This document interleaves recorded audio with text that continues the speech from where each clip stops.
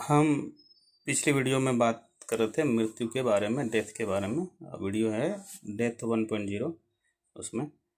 तो अभी हम बात करेंगे उसके आगे। पिछली बार बात कर रहे थे हम लोग कि मृत्यु जो होता है वो शरीर का नहीं होता है। शरीर स्ट्रक्चर्ड होता है, अनस्ट्रक्चर्ड होता है, फिर स्ट्रक्चर्ड होता है, जिसको आप पुनर्जन्म भी कहते हो। ठीक है, पर पुनर्जन्म के लिए जन्म भी तो हो और फिर मृत्यु भी तो हो, पर ऐसा तो कुछ होता ही नहीं है।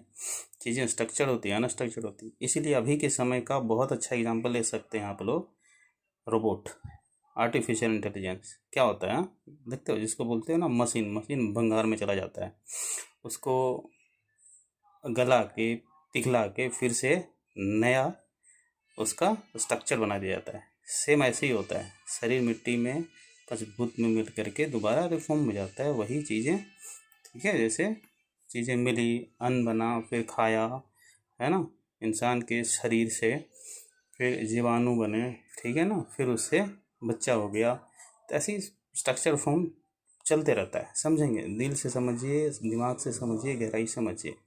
अब फिर बात ये बात की भाई चलो हम मशीन है तो हमें इंसान क्यों कहा जाता है।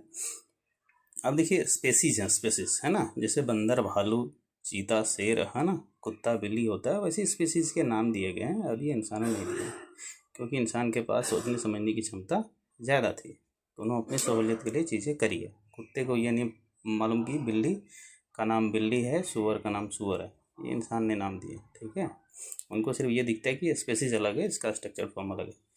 तब आइए जानते हैं कि भाई आखिर हम बोलते कैसे हैं, ये साउंड कहाँ से निकल रहा है। ठीक है, हम समझते कैसे हैं, भावनाएं कैसे आती है।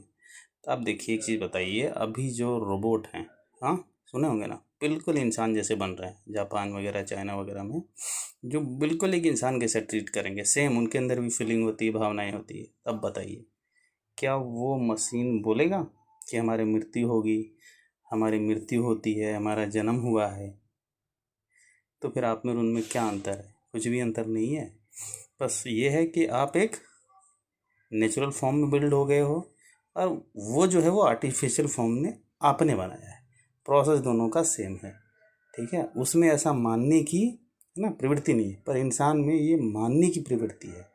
क्योंकि इंसान के अंदर जो इंटेलेक्ट है वो थोड़ा बहुत ज़्यादा है ना, जिसको आप कहते हो मैं की भावना, मानना कि ये मैंने किया है, मैं करने वाला। ठीक है ना, तो यही चीज़ को हटाने को तो मुक्ति कहते हैं। तो समझिए, ठीक, आप उस रोबोट से, एआई से बिल्कुल अलग नहीं हो।